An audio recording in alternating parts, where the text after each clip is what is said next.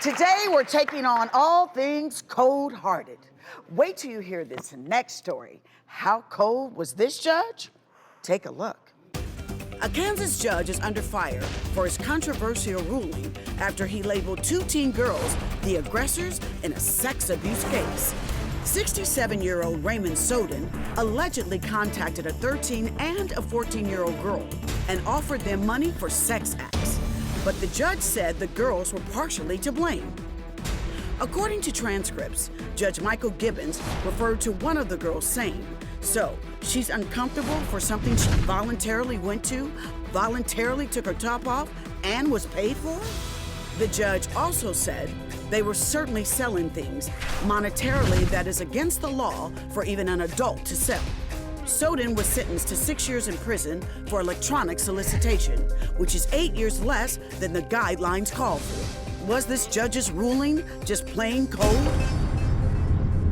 All right, Truth Team, what say you? The judge's comments were totally unethical. All right. Inappropriate, unethical, and that judge should be brought up on ethics charges. There's no question in my mind.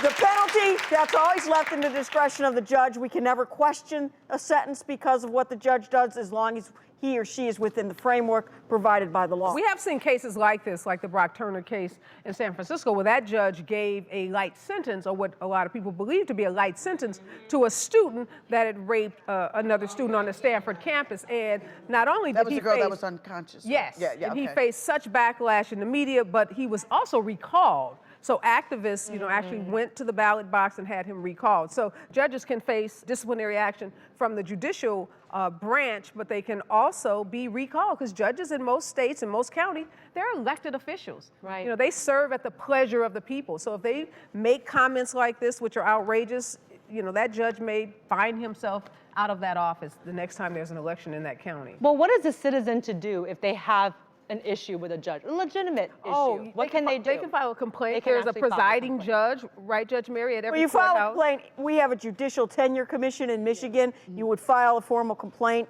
with that commission. They'll investigate, and then they send us a letter. The next stage could be a hearing if they found reason to bring us up on charges. Okay.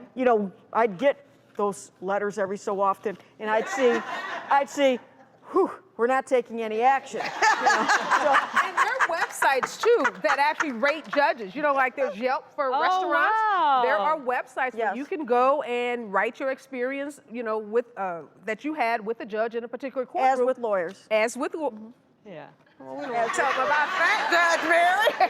We don't want to talk about that. Wait, did y'all see that we were stopped in her track? Say what now? We'll leave that to side. We're talking about judges right now.